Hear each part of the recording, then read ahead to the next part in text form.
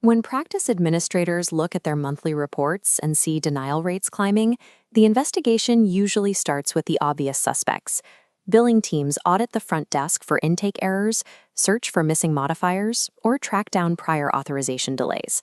Practices in Pennsylvania contend with a structural complexity baked into the state's Medicaid system, one that triggers denials even when the billing team follows standard industry protocols. This hidden layer is often why internal efficiency drives failed to move the needle on revenue recovery. To find the actual disconnect, we have to look at the specific way the state organizes its medical assistance recipients. The primary driver of this regional complexity is Pennsylvania's managed care system, known as HealthChoices.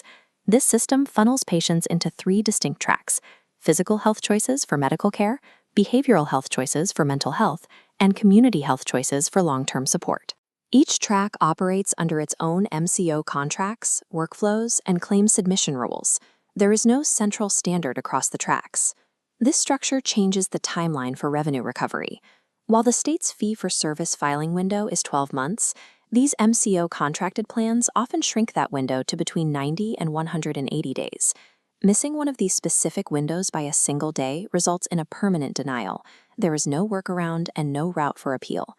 Because patient MCO assignments are based on their county of residence, a practice serving multiple counties must actively track up to 6 different MCO rulebooks at the same time. This fragmentation transforms standard billing into a daily operational minefield, where every payer relationship has its own set of shifting deadlines. When these bureaucratic rules aren't mastered, the result is measurable damage to the practice's bottom line. HFMA research shows medical groups lose 4.8% of net revenue to denials. For a $2 million practice, that's $96,000 turning to ash annually. There's also an administrative penalty. The average cost to rework a commercial denial is $63.76. While the industry benchmark for a healthy initial denial rate is under 5%, more than half of U.S. healthcare organizations now report denial rates exceeding 10%. The revenue gap between that 5% healthy benchmark and the 10% reality is the direct financial tax of managing this complexity. Mastering this system requires specific payer knowledge that takes significant time to build.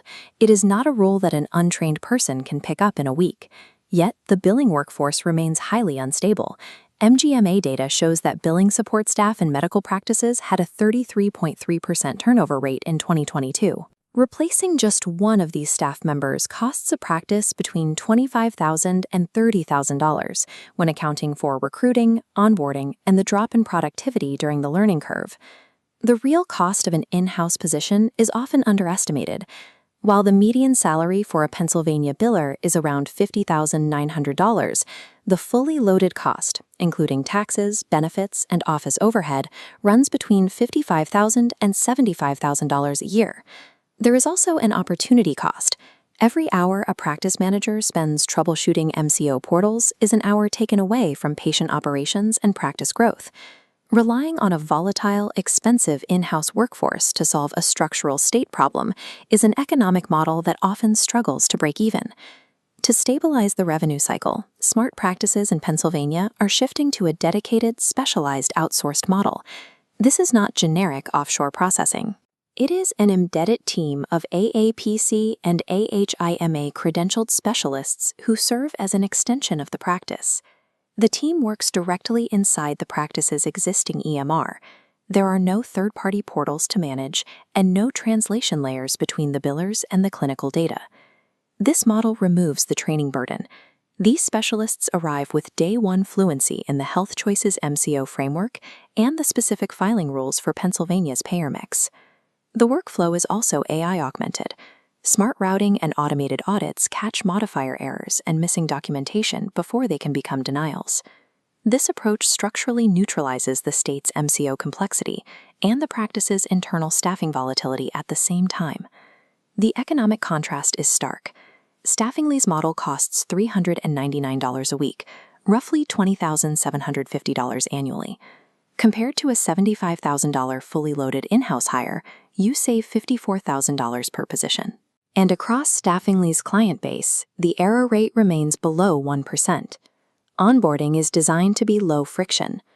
Protocol mapping and secure EMR access are established within a 14-day window.